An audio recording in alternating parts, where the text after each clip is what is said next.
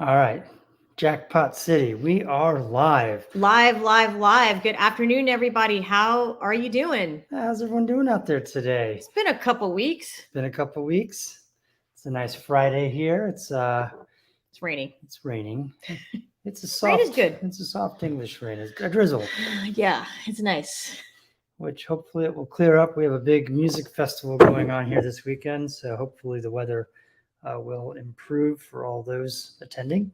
Yeah, who's going to something in the water today and all weekend? Hopefully the weather improves, as John Yeah. said, and we're all going to have a great time at the music festival. But welcome to our live. My name is John Gardner. This is my law partner and wife, Radlyn Mendoza, and Hey, guys. our immigration law firm, the immigration law firm, Gardner and Mendoza. We have been practicing immigration law for 23 years now. That's right. Is that right? Yeah. 23. It's been a bit. Yeah. Maybe, it's hard to yeah. believe that 23 years has gone by, but in fact it has. Yes, It's it kinda has. crazy. It has indeed. Anyway, we come to you every Friday from 12 to 1, and we come here to answer immigration questions and give you updates on immigration law and other areas of the law. But most importantly, we like to answer your questions. As I said, that's the big thing. We know you all have immigration questions, and we want to make sure that we can try to get some answers to those hypotheticals. I will warn you, what we're doing here is for informational and educational purposes And only. entertainment.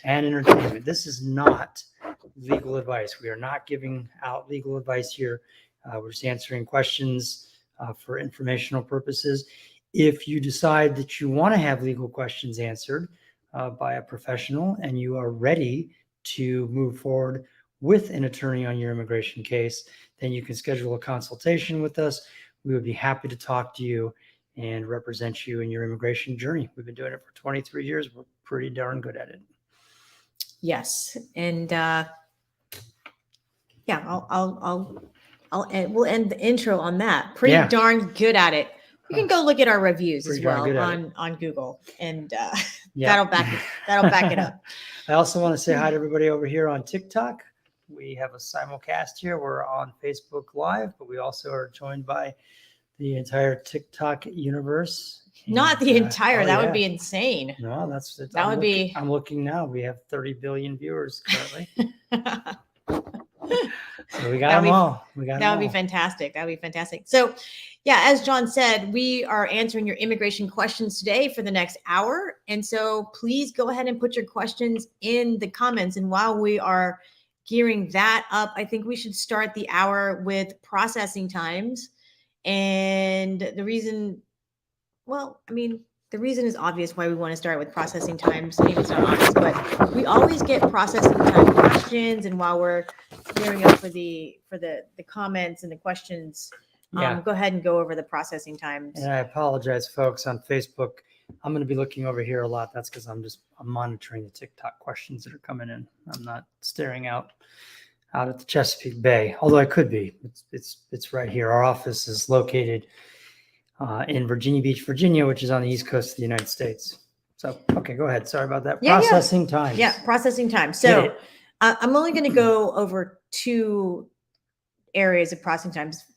The I-130 processing times when a U.S. citizen is filing for their spouse, their unmarried child under the age of 21, or their parent, otherwise known as immediate relatives. Okay, so these are immediate relatives. And when we talk about I-130 processing times, we're talking about if you are, generally speaking, applying and filing this petition for your family members and they are not in the United States, they are abroad, they're in wherever country they live. So if you file an I-130 petition and you are a U.S. citizen and you file a petition for your spouse, unmarried child under the age of 21, or your parent, then these are the processing times. California Service Center is currently taking 15 months to adjudicate or make a decision on the I-130 petition.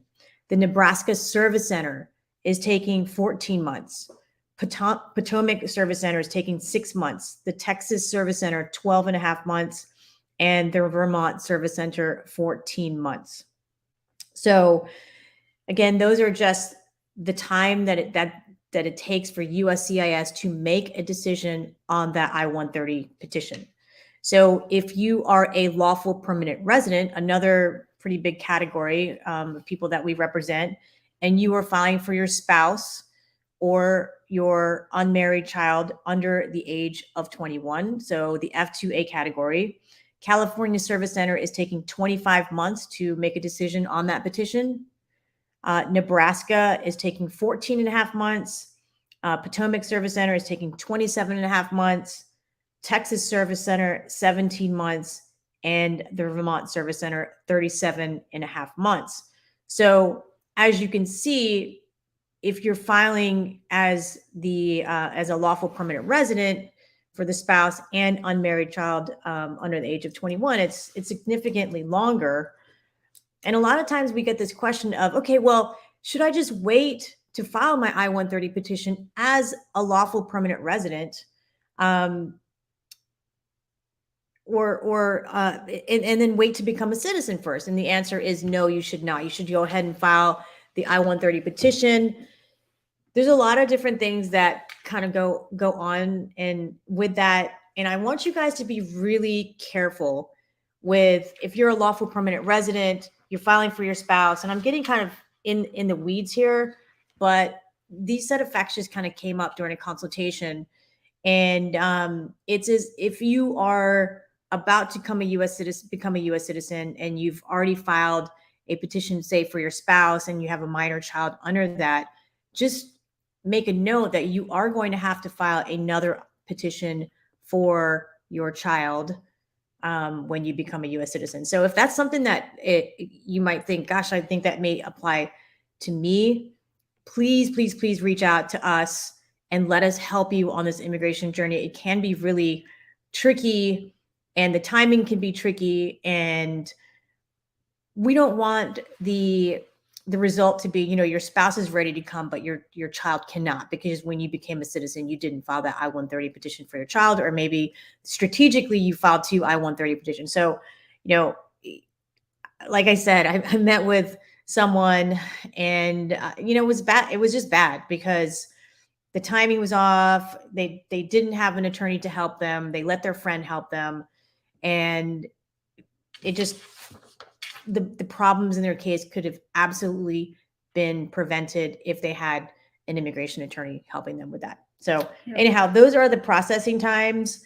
Let us know in the comments if you have any questions about that. Yeah, and sometimes we get questions about the different service centers and the different times. It's pretty much random where your case goes. You can't like do service center shopping. If you're thinking, oh, well, I'll move to the state that's in the service center that's faster. That's not how it works. So don't bother worrying about that. Okay. Right. Okay. So we've got some questions. We'll take a couple of questions, and then we'll talk about our small business spotlight. Yeah. All right. So Virginia, thank you. Ginny, thanks for saying that we are adorable. Yeah, we're pretty adorable. The husband and wife immigration legal That's team. right. But it's not just the husband and wife immigration legal team. We have a great team. Mm-hmm. So we stopped saying that because it's more than just a husband and wife. Yeah, that's right. For many years, we used to call ourselves the husband and wife legal team, but we don't do that anymore because you're right. We have a wonderful team. We stopped that a long time ago because we've got a lot of team members that we're not married to. Right. All right. Deepika says, I am looking for options to change my visa after my divorce. I am currently on H-4 visa.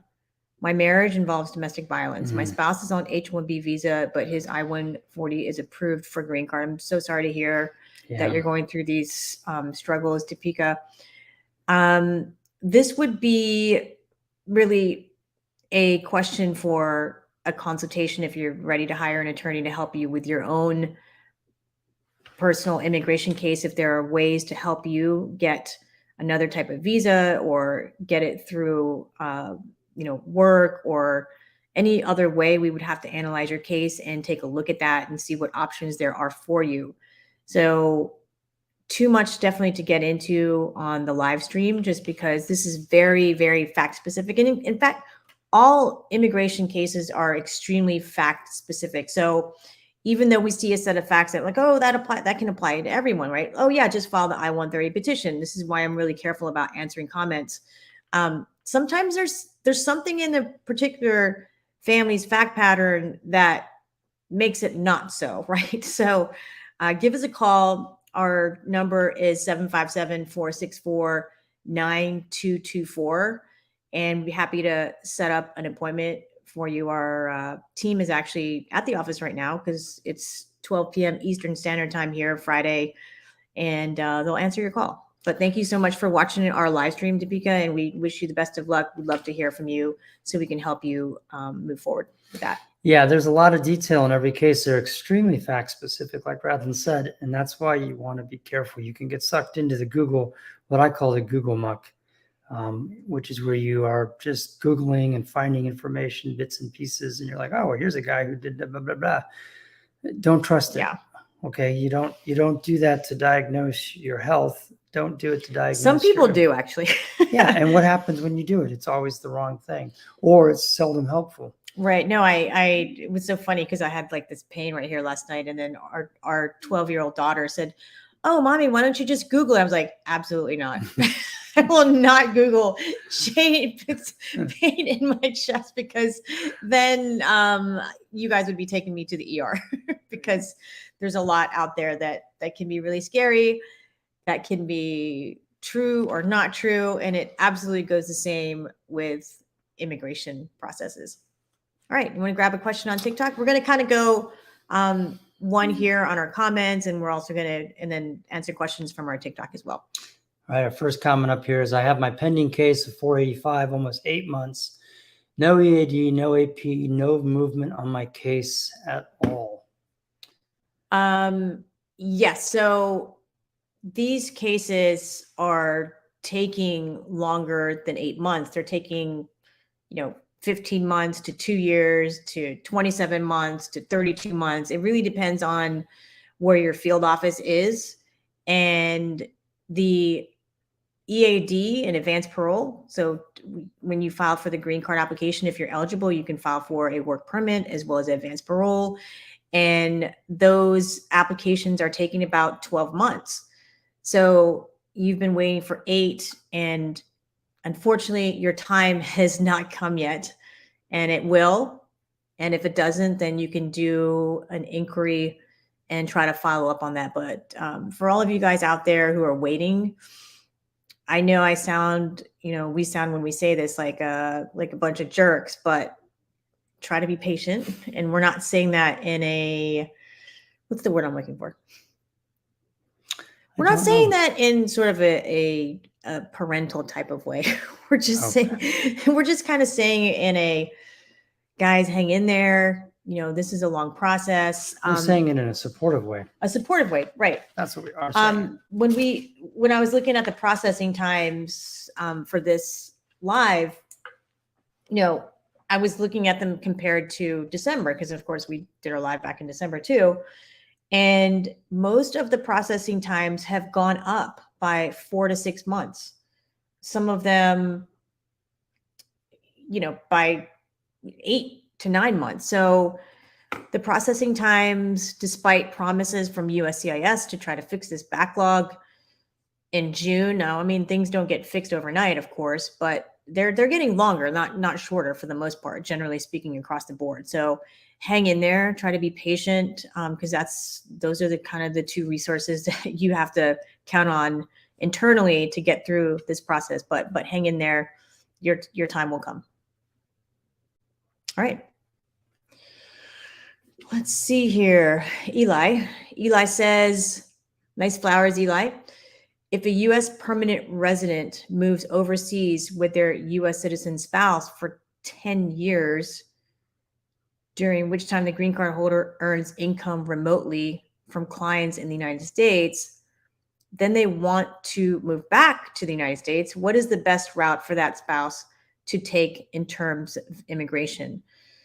So interesting. That's a really good question. Like it really depends on your travel, Eli. Have you been coming back and forth? Have you just been there the whole time?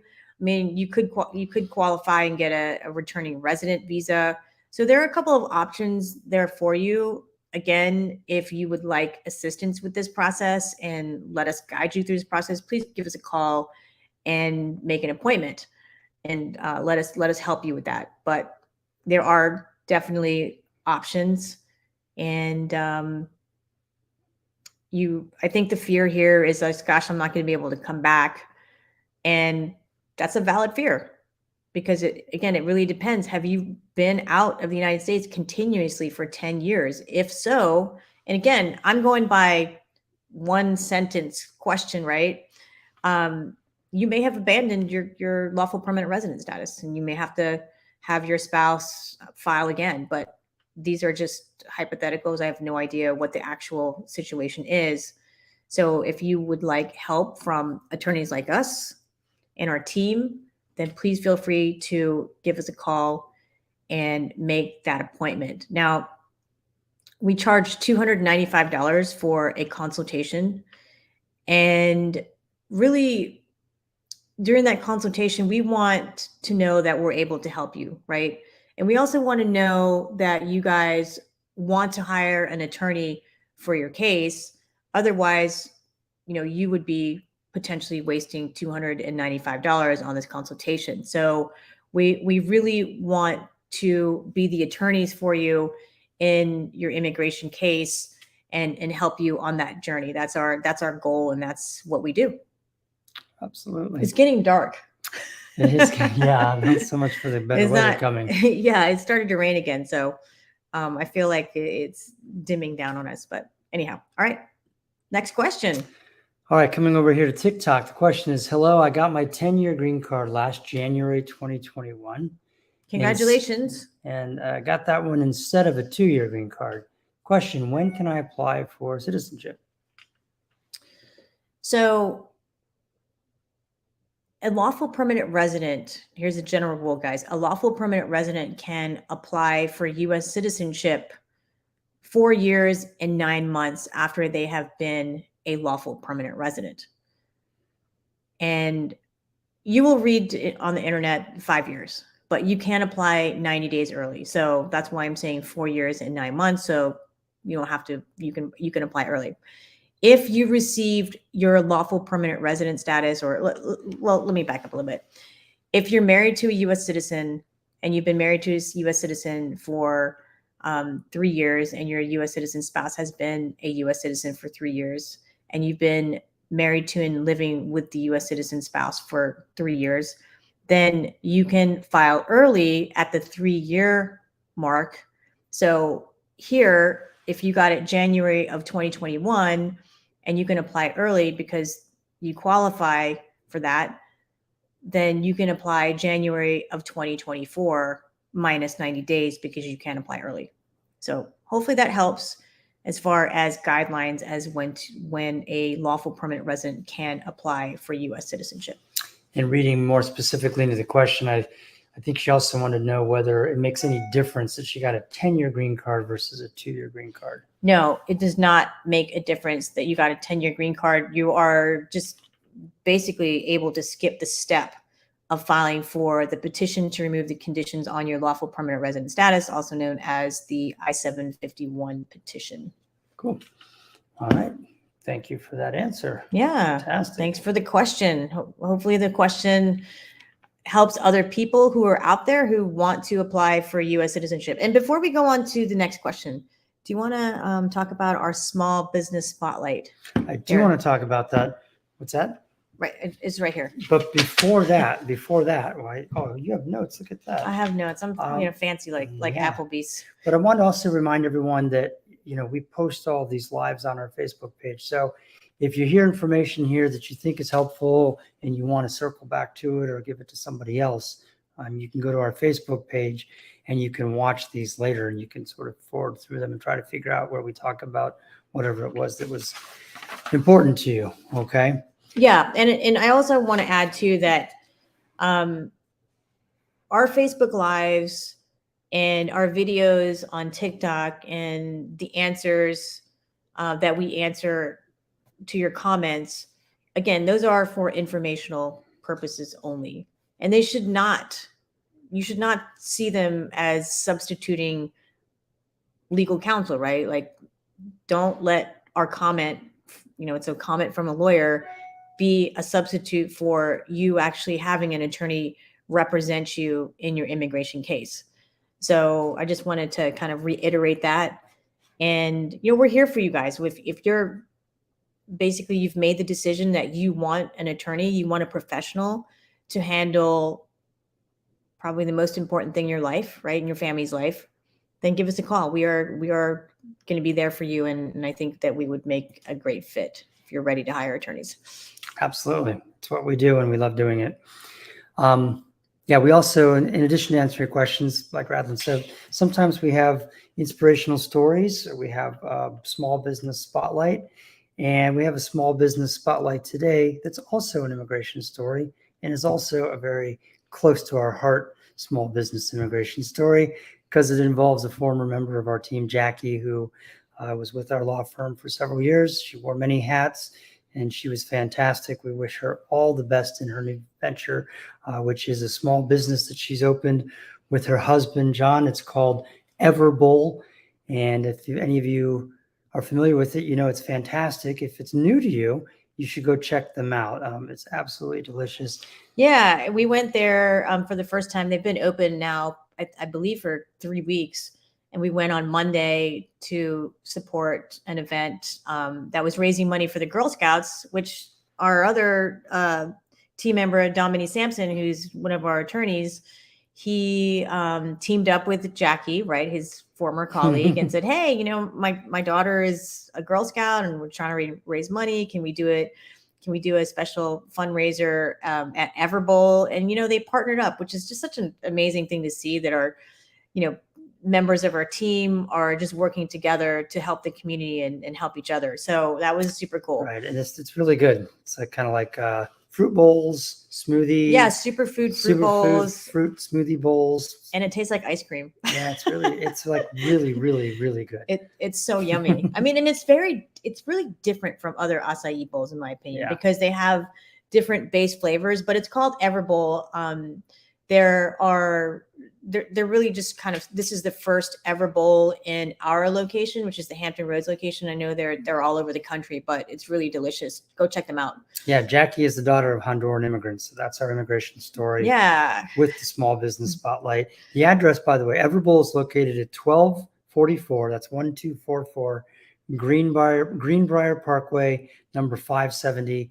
And that's in the city of Chesapeake, Virginia. Yeah. So guys, our local Chesapeake peeps, if you're you're there, then go check them out, because you got to support the small businesses, and it's really, really well worth it. Delicious. And go out there, have a superfood fruit smoothie bowl, and tell them that we sent you. Say, Radlyn and John told me to come out here and try one of every bowl and smoothie that you have on the menu.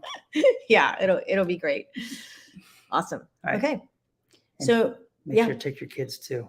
Take your kids if you have kids and your family members. Okay. Good luck, Jackie. And John. We'll be there. We're gonna do our live there one day. We'll be back. And then we'll eat a delicious bowl while we're doing our live. All right. Awesome. So Mark says, how do I change my address when I have a pending case? I am a U.S. citizen, by the way. If you have a pending case, then you can use the AR-11 to change your address. Just Google AR-11, and it's pretty self-explanatory. You put your old address in, and then you put your new one in, and it should change. Just make sure you print out the confirmation. And you may want to also take the extra added step, which is what we do, of calling the 1-800 number, USCIS's 1-800 number, and just confirming that again with them. So what is it? Wear a belt and suspenders. That's our recommendation for you today with belt, regard suspenders, to trust but verify, all those good sayings. Right. My late father-in-law used to wear a belt and suspenders. He was that was my dad, definitely a belt and suspender guy. The suspenders came later on. I don't know. It was very. No, but he was a belt and suspender person his whole life. Yes, definitely. He was. It was a measure twice, cut once kind of guy. Measure twice, cut once kind of guy. Yep, that's for sure. All right. Okay, we have a question up here. This is kind of an open-ended, vague one, but how long of a wait are we generally looking at for a K1 case? Time frame, ballpark. Yeah. The last time I checked K1, which was about last month, it was 15 and a half months to get the I-129F petition approved. Now, guys, listen up. If you are doing K1s, here's the thing. The I-129F is just the very first part of the K1 journey. Okay. So it's incredibly long just for that one part. And I will say, and maybe I shouldn't tell you this, maybe it's relevant, maybe it's not. I think it's relevant to me because I know the information, but pre-COVID, the I-129F petition was taking, sometimes as little as 3 to 4 months to approve. And the reason I bring this up is because, at 15 and a half months, you may seriously think about getting married and going through that process. But again, that needs to be evaluated by an attorney and we would just have this discussion with you, what your goals are, what is the possibility of you going back and getting married? I mean, all of these things are relevant to that decision. But 15 and a half months for that I-129F petition. Remember, when you get to the United States on a K-1 visa, you have to go through the whole adjustment of status process and file for the green card. So it's not like your fiance can come into the United States and voila, they're a lawful permanent resident as soon as no, you have to file the green card application, file the affidavit of support, file for their work permit, file for their advanced parole, and wait, another 2 years before you actually get that green card. So it's something to think about, seriously think about, and we can help you make that determination what would be best for you if you are looking to hire an immigration attorney for your immigration case. All right. Just so you know, there's a comment here on TikTok. Thank you so much for giving me the peace of mind on my case, Attorney Mendoza. Oh, you're so welcome. I like those comments. I knew you'd like that. They're 98% good. My kids always tease me. I probably tell the kids too much, but I remember the first 1-star review that I ever got. It was like 12 years ago, and the person didn't retain me as a client. I mean, it was just a consultation, but they were not a client. But the 1-star review, which we still laugh about in my family, and Ray was an infant holding this baby probably while I was doing the consultation, was Miss Mendoza cannot follow simple instructions. And I have no idea what simple instructions We don't know what the I was given. instructions were. Maybe the simple, I don't know. I don't know what the simple instructions were. Not a client, just a consultation. So whatever I said during the consultation, he thought that I was not following simple instructions. Anyhow, it's a funny story. That's true. We do make that joke here often. Yeah, in the about home. things. In the home. My kids are always throwing that in my face. All right. Okay. Fa Lim has a really great question. During the processing of the I-140, can I stay in the United States with my tourist visa, or can I adjust my visa to stay in the United States? So, Fa, it really depends on when you got here, purpose of your trip, when you came in on the tourist visa, of course, the visa bulletin, all those factors are going to play a role into whether or not you can adjust your status. And again, guys, this is a perfect example of FOG. Please get an immigration attorney, whether it's us or somebody else, to help you with this, because this is a big deal. You're here on a tourist visa. Can you adjust your status while you're here? That's a big deal because of backlogs waiting for interviews abroad. Maybe something is going on here that's important where you want to stay and you prefer to stay. So please reach out to us if you'd like some help with this part of your immigration case. We would love to assist you and guide you through that. But the answer is possibly. All right. Okay, World of Music Song wants to know if there's any news for F2A interviews. Priority date, May 10th, 2021.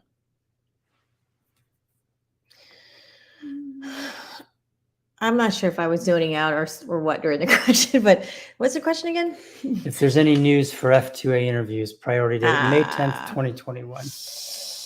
Yeah. So no, guys. We really feel for people who are documentarily qualified at the NVC and just waiting on an interview. You're sitting there for a really long time. Priority date, you're May 10th, May 10th of 2021. 2021. 2 years ago.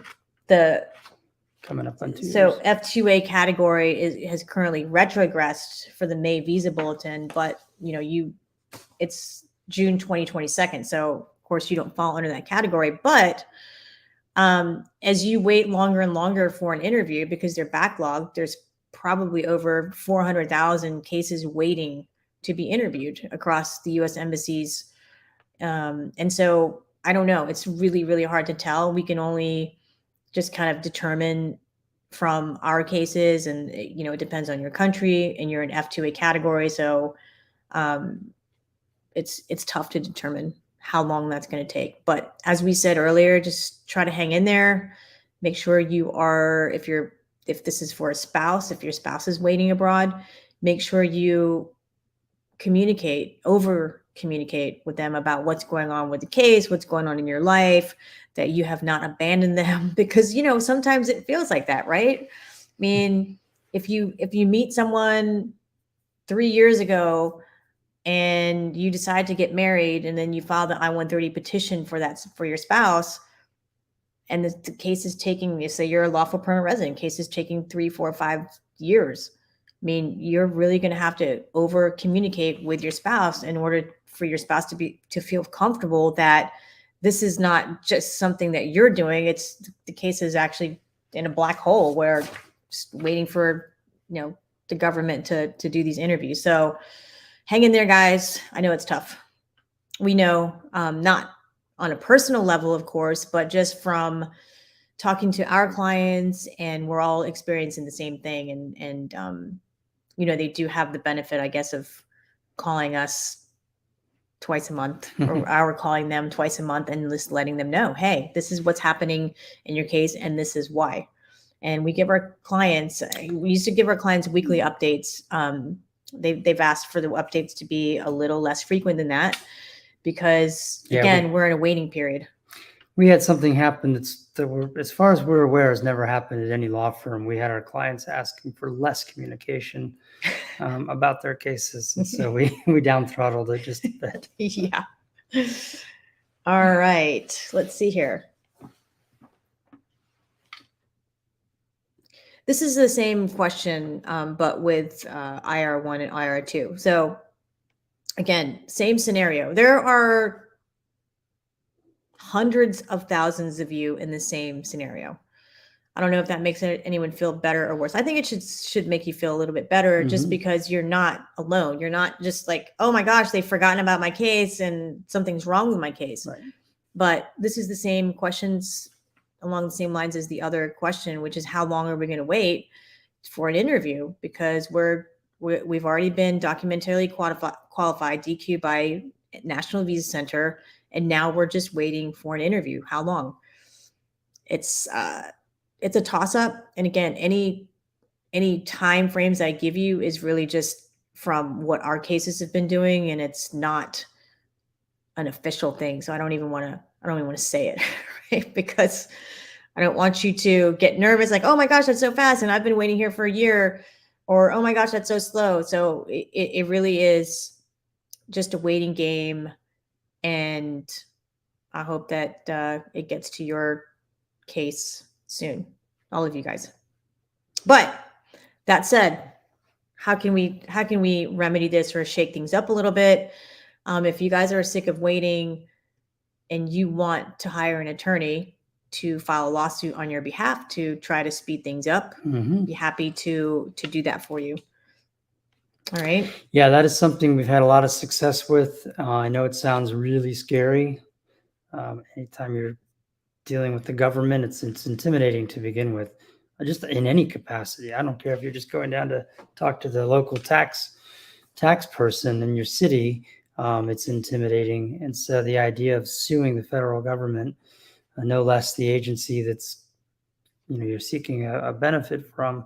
Yeah. But all of that said, it's really not as scary as you think. And we've had a tremendous amount of success with it. So if you're in that situation and you think that's something that you want to do and you're prepared and ready to hire an attorney to assist you with it, let us know. Give us a call. We'd be happy to talk to you about that.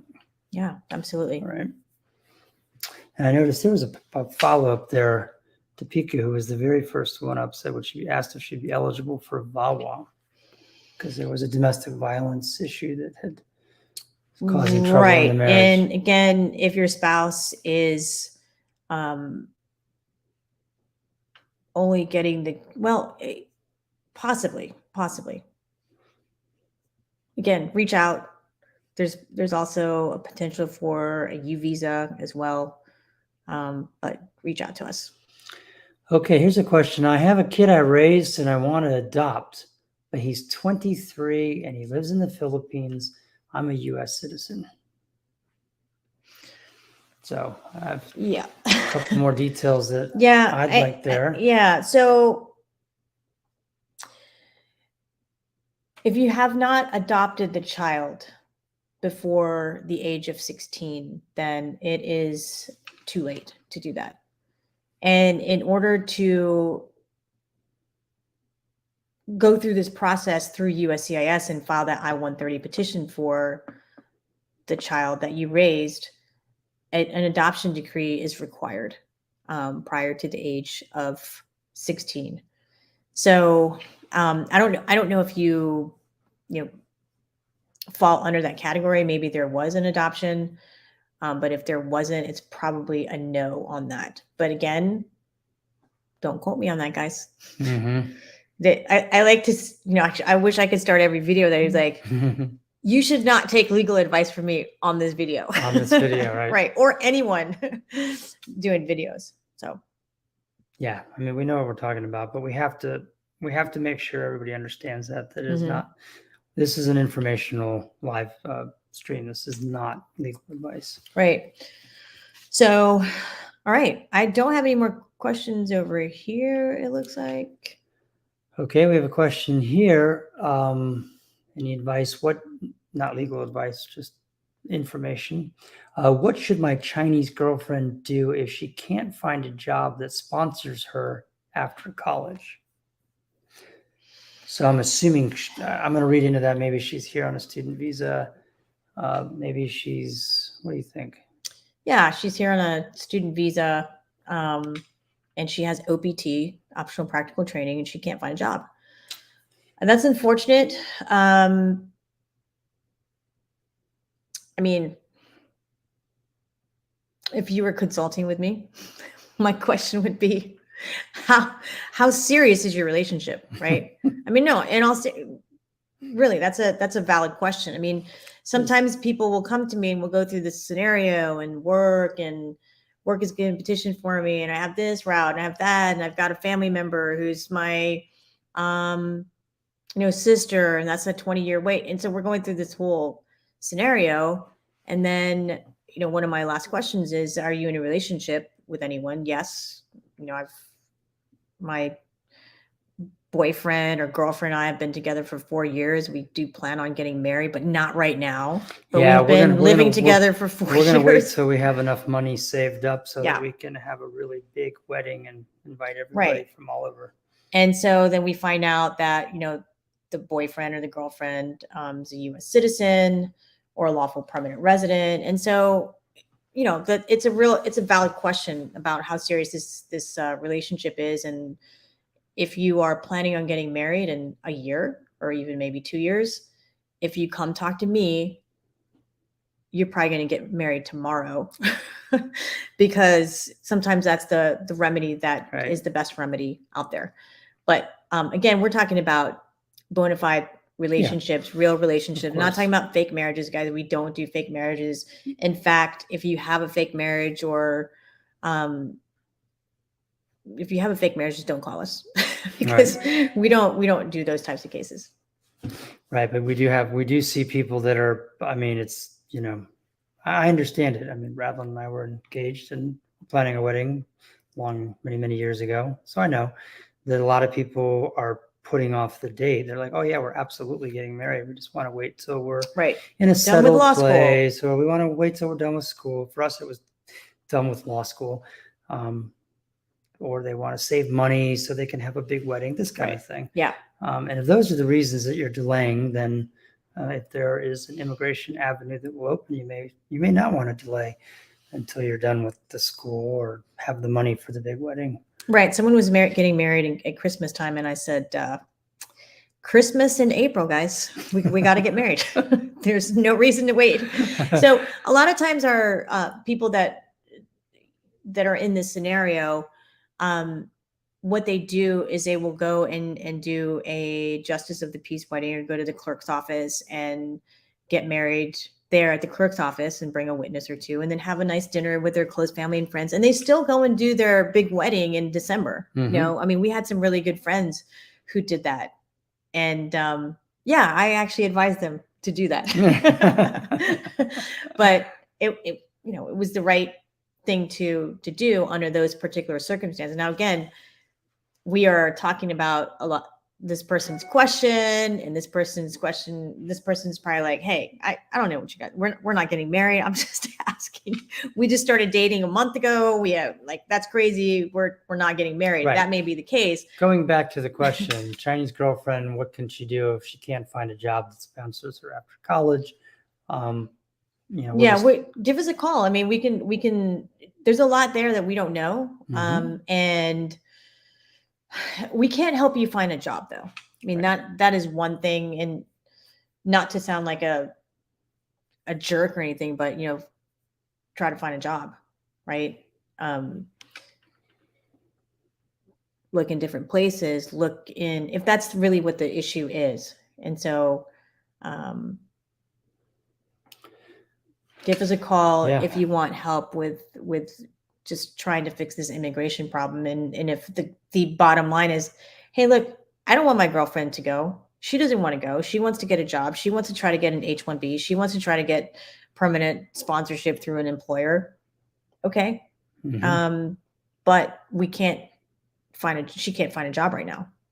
So then we might have to change focus depending on the circumstances. So we're really speculating a lot here. Yep. We had a question here. Do you guys help with waivers? Yes. We do indeed. We do. We have Give us a call. waiver queen in our office, Sarah Lawler. Yeah. She's amazing at waivers. Not only do we help with waivers, but if you want the waiver to get approved, We can't say that. I can't say that. No. That's right. No. The bar doesn't want me to say The that. bar does not want you to say that. But if you want somebody who's super amazing at waivers, call us. Yeah. I can say that, right? Absolutely. All right. Okay, we have a question here. Lawyers are not, we're joking. We're kind of joking around a little bit.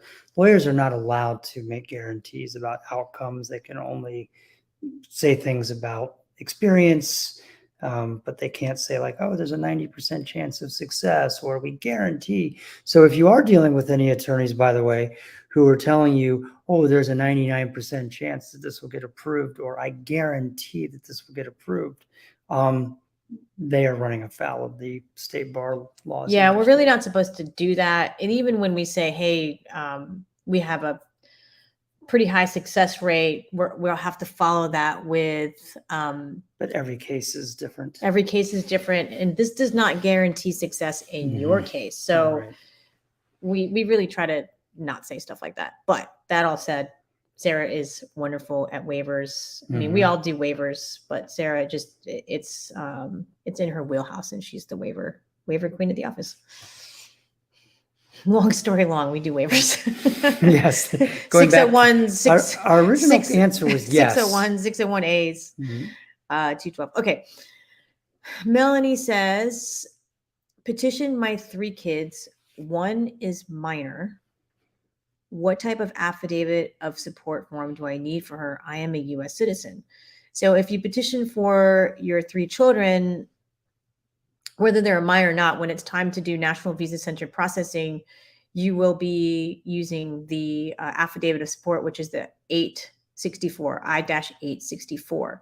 So there are two affidavit of supports. One is the I-134. I mean, maybe there are more than two. We've only used two. One is the 864 and one is the I-134. So in this type of case, you would be using the 864. Hopefully that helps, Melanie. Nice picture. All right. So here's a question that has there can be two answers because there's a split here. The question is, if I'm a U.S. resident, can I sponsor a visa or a green card for my brother? So the U.S. resident part, I don't know if they mean that they're probably a a permanent resident or whether that's a typo and they meant to say I'm a U.S. citizen. Okay. A lawful permanent residents cannot petition for their siblings. You have to wait until you become a U.S. citizen to petition for your sibling. And that is not legal advice. That's just right. the law. Them's just facts. Them's just facts. It's just the truth. That's just the truth. It's just reality. Yeah. So Miguel, it depends. You said you're a U.S. resident. It depends. If you're a permanent resident or a U.S. citizen, makes a big difference. Yeah. So I'm going to guess he's asking as a resident. So Miguel, file for U.S. citizenship if that is the case. Yeah. If you don't have citizenship yet, Radlyn is right. You could apply for citizenship if you're eligible, and then you can bring the siblings. It may take a long time. It takes a long time. But, the sooner you get it filed, the sooner it gets approved. The sooner it gets approved, the sooner they arrive. Yes. And every week we say, we're not going to talk about the stories about people waiting. No. We're not going to talk about the stories about people waiting. We're not going to talk about the people that say, oh, I was thinking about, I just wanted to make sure that I had a better job so I could afford to file the stuff and this and that. And then we say, well, you could have filed this 7 years ago.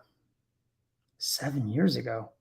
Yeah, you could have filed this 7 years ago. You could have filed it as soon as you became a citizen. You lost 7 years of the wait time trying to just, because you waited. Because you were down in the Google muck. Right. Well, I mean, if you think about, if you guys have ever been to, say, Disney World or Busch Gardens or anywhere where there's a long line, okay? Of course, if you never get in the line, you're never going to ride the ride, right? That's a true statement. Correct. So some people just never get in the immigration line because they hesitate or they're not ready or they don't have the money or whatever the reason is to file the petition for their family member. So they just never get in the line. And then 20 years later, they're still not in the line and they regret not being in the line and they regret not doing things earlier. But what if you were at Disney World and you saw that the line was going to take 2 hours, but you could have a placekeeper? You could just have somebody in that line and then you could go around the park and continue to do all the other things that you want to do. Have Mickey Mouse ice cream ears, go to the Galaxy Cafe, all those things, right? What is it called again? Right. Like that.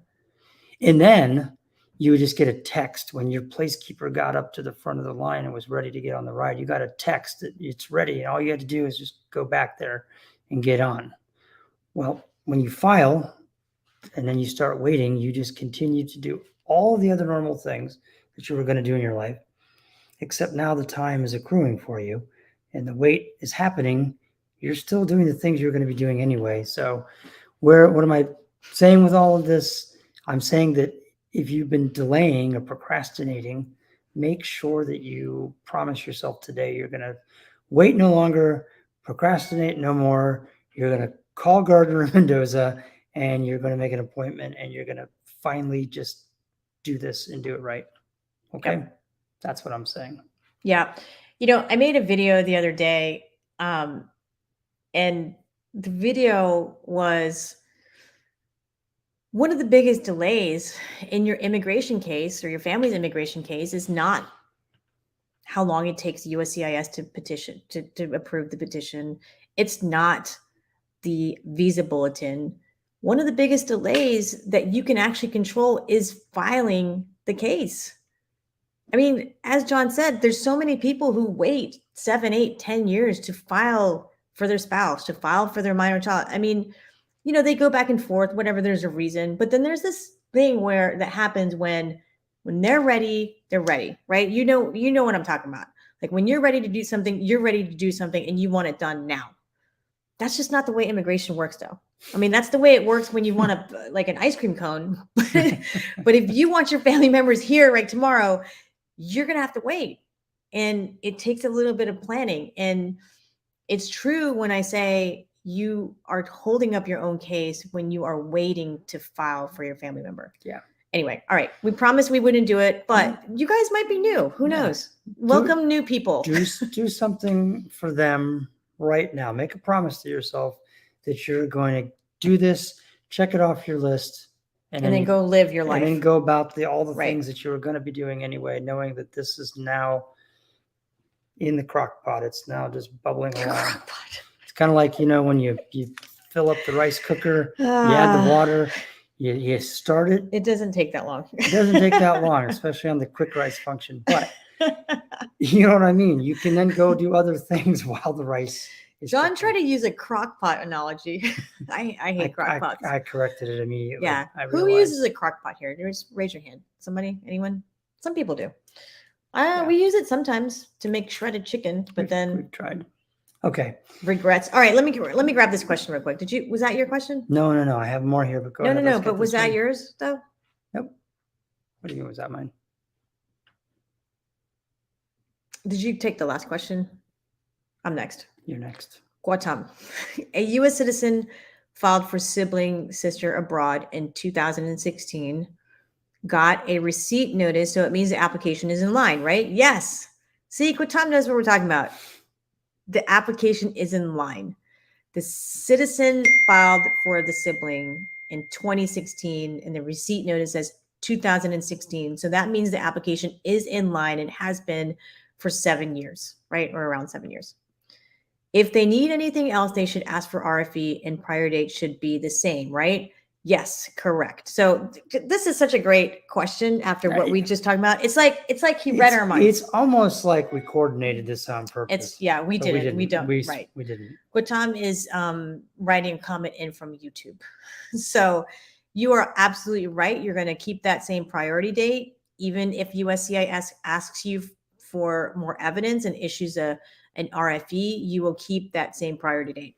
Now, here is the kicker. And Guatam, this is not going to happen to Guatam because he's here. He's asking questions. He's, getting educated. Please answer the request for evidence, guys. Please do not miss the request for evidence, because if you do, and you do not answer it, then they will deny your case because you did not answer. It's going to be abandoned. And then in this scenario, guys, 2016 priority date, Guatam does have to file a new I-130 petition for his sibling. So that would be awful. He'd have to start all over. And I have the same set of facts in my office. I mean, a consultation, and it really upset me. But because it was 100% preventable. 100% preventable. Like, we're not going to not answer a request for evidence, right? We're going to get the request for evidence. You're lawyers. We're going to answer the request for evidence. We are not going to let it fall by the wayside because we didn't change the address. We didn't have the money, or the friend that was helping moved away. Like, we're going to get it. We're going to answer the request for evidence. So just be mindful of that. I know you guys know that for those who are serious about their cases and watching their cases. Sometimes, when you file a sibling case and you've been waiting 7 years, you forget about it, and you forget about it too much that you don't update the address and you don't get the RFE. But do not let that happen to you, because you will lose your priority date, and that will just be terrible. Again, folks, these are important cases and there are pitfalls. I mean, it's worth it to do it right. You deserve it, and your family members deserve it. So is it sales?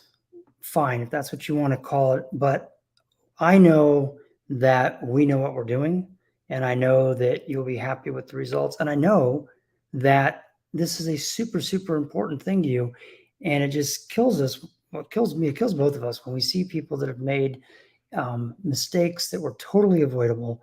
And we think, gosh, you're investing so much money in so many different things in your life. And yet here's this one thing that's incredibly, incredibly important. And that's the one thing that you decide you're going to kind of just try to tinker with on your own and just hope that it goes okay. Don't do that. It's just not a smart move. All right. Yeah. Period. I mean, it works out for some people. It works out for a lot of people. I've made some plumbing repairs in our house that were like magic. They were just like, even I was stunned, like, wow, I fixed that. How is that even possible? Remember when you fixed the dryer? I do remember when I fixed the But dryer. John actually spent 8 hours fixing the dryer.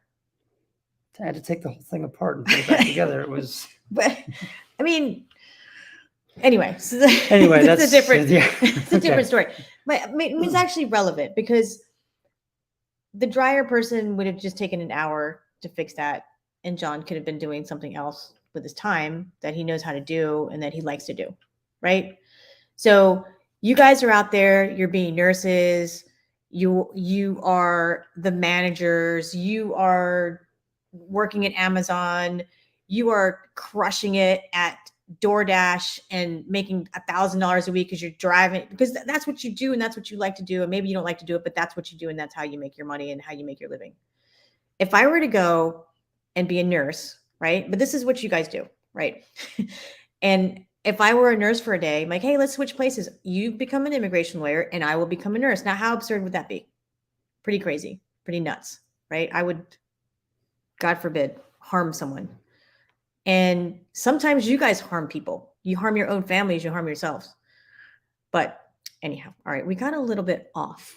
No, it's because it's a message that's important. I mean, people need to really think about how important this is and ask yourself, am I willing to invest in the most important thing I'm doing, my immigration case, or is that the place that I'm going to skimp? That's up to you. I'm giving my own personal 10 cents on it. Okay. Okay. Well, listen, we are out of time, we guys. Got a lot of questions here. So amazing live stream. Amazing live stream. We will be back next Friday. And for those who have commented on Facebook, we're going to come back to your questions and I will respond to those questions. Yep. You could also come to our Facebook page. If you put them there, then I will respond there and it would be a much smaller group. But thank you guys so much for asking these questions.